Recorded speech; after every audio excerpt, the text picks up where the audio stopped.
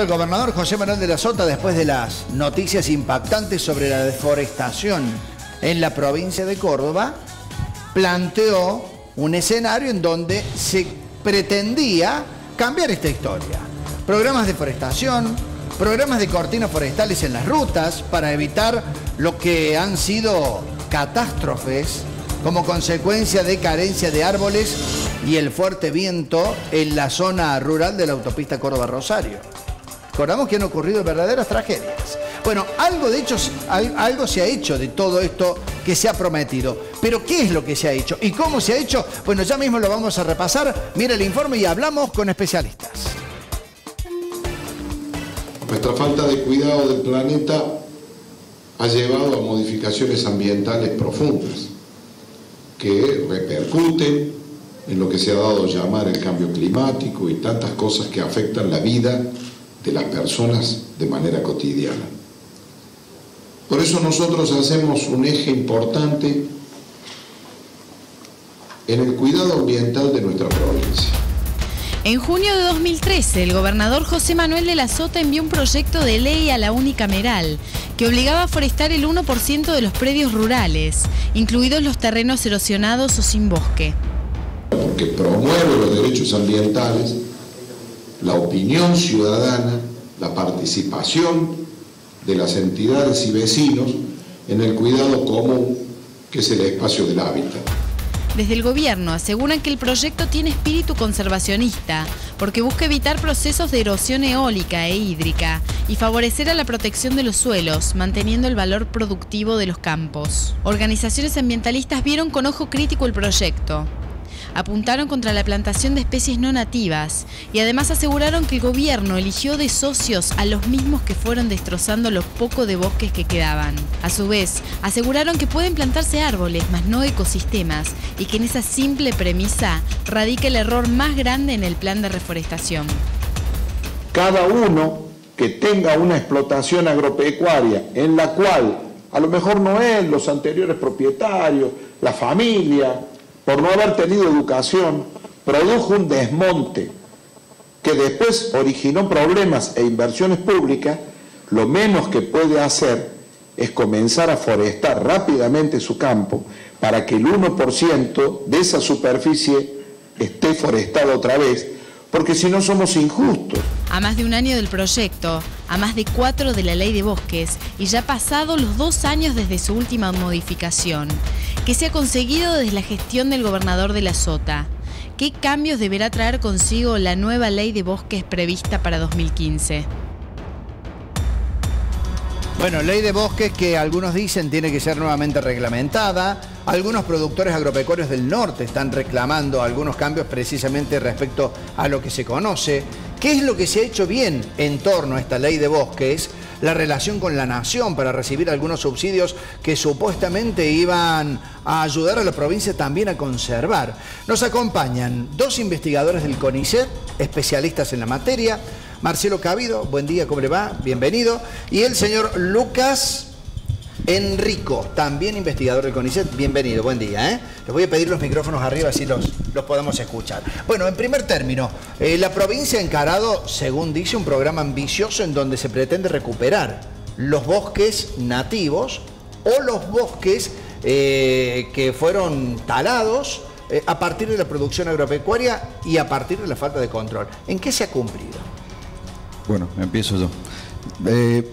En realidad me viene el celeste para meter un bocadillo de Belgrano, pero vamos a respetar el buen momento albiazul.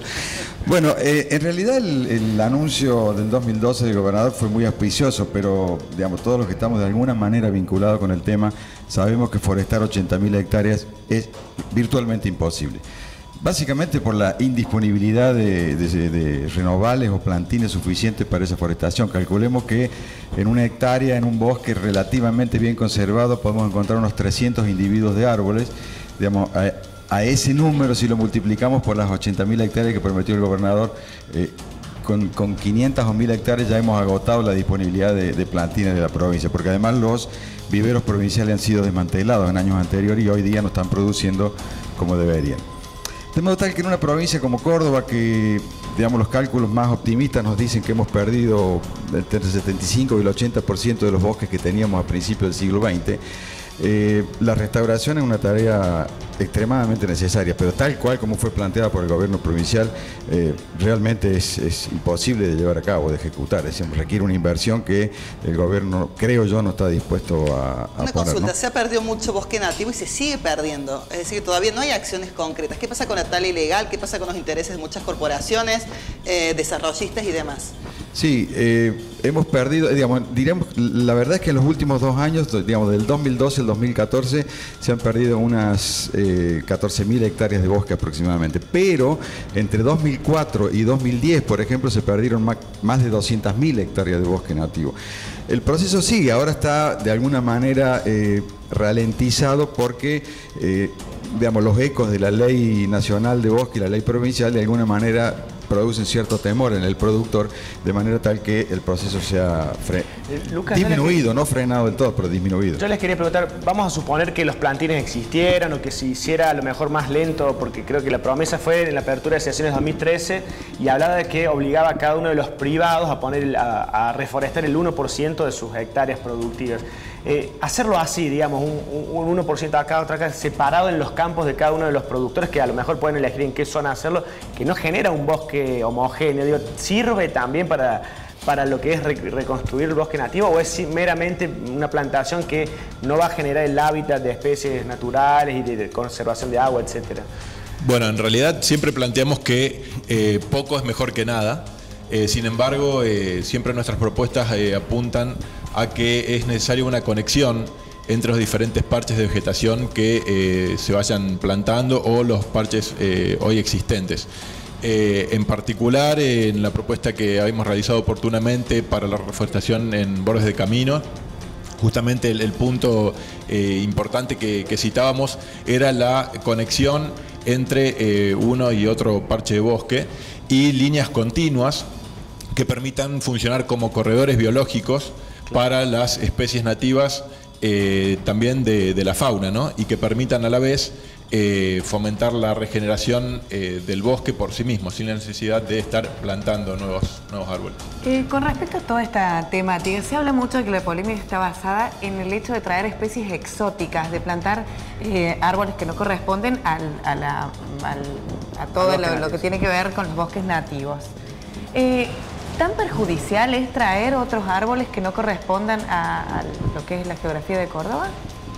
Bueno, en realidad hay numerosos estudios que demuestran los efectos perjudiciales de las especies exóticas en los ecosistemas naturales.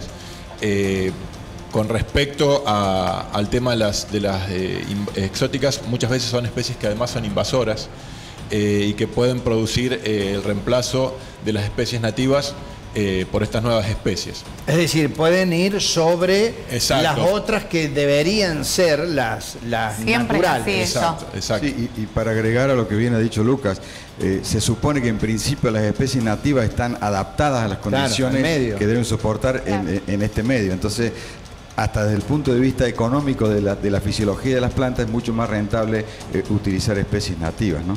Marcelo, Lucas, una consulta. ¿Qué pasa con la Secretaría de Ambiente del Gobierno de la Provincia de Córdoba, que cuenta con un presupuesto para generar acciones que tengan como fin conservar el bosque nativo? ¿Y qué pasa con los profesionales que allí trabajan, que también cuentan con un presupuesto, salarios y demás? ¿Qué hace la provincia, básicamente? Pues yo voy a ser muy crítico en este sentido. Me preguntás qué pasa con la Secretaría de Ambiente. Yo diría que con la Secretaría de Ambiente no pasa casi nada. No pasa nada. Es decir, o pasa todo lo que no debería pasar. Cuando uno ve, digamos, la actuación de funcionarios de la Secretaría de Ambiente en distintos foros, desde judiciales hasta público en los medios, realmente creo que no existe una política ambiental definida en Córdoba. En consecuencia, digamos, o bien se van manejando con ponchazos, o bien realmente la política ambiental que se pretende implantar no va en beneficio del ambiente. Y cuando digo en beneficio del ambiente no estoy suponiendo, digamos, la florcita, la plantita, el pajarito, sino que estoy pensando en ecosistemas funcionando que se van degradando paulatinamente, y eso tiene un costo, digamos, en la provisión de recursos, de bienes, de servicios ecosistémicos, que los estamos pagando y sobre todo los van a pagar las generaciones que nos sucederán, ¿no? Pero diríamos, concretamente, la Secretaría de Ambiente cumple un papel tibio, porque si al menos la ley 9814, digamos, la que se sancionó en el año 2010, que hemos criticado tanto, porque digamos, entre gallo y medianoche, la noche previa a la sanción de la ley se modificaron artículos clave. Digo, los ambientalistas la hemos criticado duramente, pero sin embargo, si al menos esa ley se hubiera aplicado, se supone que del 2010 a la fecha, las forestaciones hubieran prácticamente disminuido en el ámbito de la provincia. Les quería preguntar, porque no es este anuncio en la apertura de sesiones de la SOTA no es el único. Antes, desde 2011, ya en el gobierno de Schiaretti se lanzó el plan Forestando mi Provincia, que terminó entregando sobre todo a ONGs y a escuelas, algunas, y que iba también muy apuntado al tema de las rutas, las cortinas verdes. Y tampoco, habían prometido 17 millones de árboles y se hizo muy poquito de ese total. Más allá de los anuncios rimbombantes, que uno puede entenderlos en la lógica precisamente de eso, de los anuncios políticos, ustedes como universidad y lugar específico, ¿son consultados por los gobiernos? ¿Hay algún plan a largo plazo que a lo mejor atraviese este tema de las leyes? Porque imagino que una verdadera reforestación no se hace en 3, 4 años, sino que es un proceso largo. ¿Son consultados habitualmente o no? Bueno, ya te dejo la palabra. Diría que sí, en general hay consulta. Por ejemplo, ahora el ministro Fabián López está abriendo una mesa de diálogo en la cual está invitando a distintos sectores que tienen que ver con el ambiente, sobre todo para discutir lo que será el escenario futuro de la nueva ley de bosque, digamos, de la ley 9814, que hay que rediscutir. Al respecto, digamos, hay presiones no solamente de los agricultores y ganaderos cordobeses para convertir zonas de rojo a amarillo. Les recuerdo que el anexo de la ley lleva un mapa en el cual lo que está pintado de rojo es intangible, es de alto interés de conservación, es intangible. Lo amarillo es de interés, pero bajo, digamos, estudio de evaluación de impacto ambiental puede modificarse, y lo verde está bajo uso. Y, digamos, debemos discutir esa nueva ley a partir de febrero o marzo del año que viene. Como le digo, el ministro ha abierto una mesa de diálogo. Pero hay presiones, digamos, de los ganaderos y agricultores por un lado, hay presión del gobierno nacional para disminuir la zona de rojo de la provincia, debemos ser absolutamente sinceros en este sentido. Cuando uno ve los mapas de las distintas provincias de Argentina, en realidad la más conservadora de este punto de vista, el mapa más conservador es el de Córdoba, pero hay fuertes presiones de distintos sectores para que el rojo disminuya. Y por otro lado, hay presiones del sector ambientalista para que el rojo no disminuya. Y además se proceda a la conservación. Entonces hay una tensión ahí por la cual el ministro ha abierto una mesa de diálogo, ¿no? Sí, con respecto a lo de Reforestando mi Provincia, efectivamente los cálculos son que aproximadamente se cumplió solo con el 1% del número original. 17 millones. Exactamente. Y con respecto al ser convocados o no, en lo personal he sido convocado un par de veces. Lo que uno ve es que la agenda política y los plazos políticos son muy diferentes a los plazos que nosotros consideramos correctos para llevar adelante estas cosas. Entonces, muchas veces se convoca, este año nos ocurrió que se nos convocó en cercanías del Día del Ambiente, con el objetivo de reactivar el tema de la reforestación en los bordes de camino. El planteo era que no es la época adecuada, según nuestras recomendaciones, para hacer las plantaciones, por una serie de inconvenientes que hay para la vegetación en esa época, justamente. E inmediatamente vemos que se desactiva la iniciativa, ¿no es cierto? Cuando no cuadra un poco con una cuestión efectista, desde el punto de vista publicitario quizás, es como que, bueno, la cosa se da marcha ¿Y atrás. frente a qué estamos? ¿A qué podemos encontrarnos si la provincia no reforesta en lo que se debiera? Quizá una pregunta muy básica, pero por ahí para la gente que nos está mirando, ¿cuál es la importancia que tiene para la provincia y las consecuencias para los pueblos que efectivamente contemos con la cantidad de bosque que se necesita, ¿no? Mira, yo creo que lo de menor costo en términos económicos para la provincia sería conservar lo que todavía tenemos. Eso sería lo básico. Con respecto a la segunda parte de la pregunta, yo creo que a lo mejor voy a ser un poco dramático en este sentido, pero hay numerosos ejemplos en la historia de la humanidad y de las civilizaciones de grupos o civilizaciones completas que han desaparecido por problemas ambientales. Solo para mencionar algunas, podríamos decir, por ejemplo, los polinesios de la isla de Pascua, los vikingos, los mayas, los indios del suroeste, Anasazi del suroeste de Estados Unidos. Todos esos grupos étnicos, digamos, y civilizaciones desaparecieron de la faz de la Tierra por problemas ambientales, básicamente. Entonces yo no quiero ser tan dramático, pero por ejemplo, la desaparición de los bosques del norte y del oeste de la provincia de Córdoba están poniendo ya al límite de su extinción, de su desaparición, a las poblaciones de campesinos de esos sectores de la provincia. O sea que no es solamente conservar la diversidad de especies de plantas, de animales, de hongos, de virus, bacterias, sino también es conservar algunas etnias que no son propias y que están al borde de desaparecer, porque desapareció el bosque, desaparece la posibilidad de obtener recursos para su supervivencia, ¿no? La gente puede brindar su mensaje, su opinión o su testimonio, si es que conoce algo respecto a lo que está aconteciendo en su región con todo este tema, al 153 11 55 11, número gratuito de WhatsApp. Y tengo entendido que ya hay mensajes. Sí, mira, la gente nos escribe y dice, la ley de bosque no se cumple, dice, porque no hay controles para ellos. Controlar la ley de bosque no es tan beneficioso económicamente. Y por otro lado, muchas expresiones que tienen que ver con la belleza central de la provincia, dice, son los espacios verdes, ¿por qué no se los protegerá más? Se pregunta la gente. Yo al respecto, si me disculpan, quiero agregar un solo ejemplo que tiene que ver no solamente con la conservación, sino también con la economía. Por ejemplo, las sierras. Sí. Si uno enfoca la sierra, ¿qué hacer con la sierra? Digamos, el turismo es la segunda o tercera actividad económica en Córdoba. Nos deja anualmente, yo no he podido conseguir datos de la Agencia de Córdoba Turismo, pero un cálculo preliminar que he realizado nos deja entre 2.000 y 3.000 millones de dólares al año. O sea que es un ingreso importante para la provincia. Entonces digo, podríamos empezar por ahí y decir, bueno, la sierra es un sistema que lo preservamos para producción de agua, biodiversidad e ingresos turísticos. Entonces, no es solamente una cuestión de conservación per se, sino que también detrás de eso va un montón de recursos económicos. Serie, claro, ¿no? de cuestiones vinculadas a eso.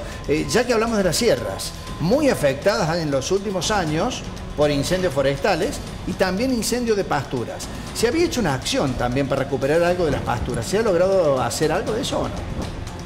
No, bueno, no. La acción además fue desaconsejada por nosotros, porque la acción consistía en sembrar al voleo desde un helicóptero, desde un avión, semillas de pastos que además en muchos casos eran pastos introducidos cuyo comportamiento futuro realmente ignorábamos. Entonces, no solamente que no estábamos solucionando el problema, sino que estábamos agregando un problema adicional, que era la invasión de especies exóticas. Claro, lo que comentaron antes respecto a las especies exóticas. Sí, lo que sugerimos nosotros, que lo mejor que se podía hacer era dejar que el sistema, a través de sus mecanismos, se recuperara, digamos, la autorrecuperación del sistema, que es factible, porque, digamos, muchas de las especies de nuestra sierra son rebrotadoras, si se me permite el término, es decir, que tienen la capacidad de rebrotar después de los incendios, ¿no?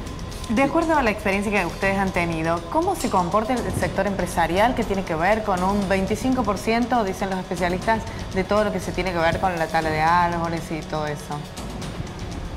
Bueno, podemos acá hay diálogo entre ustedes, hay podemos opinar distintos.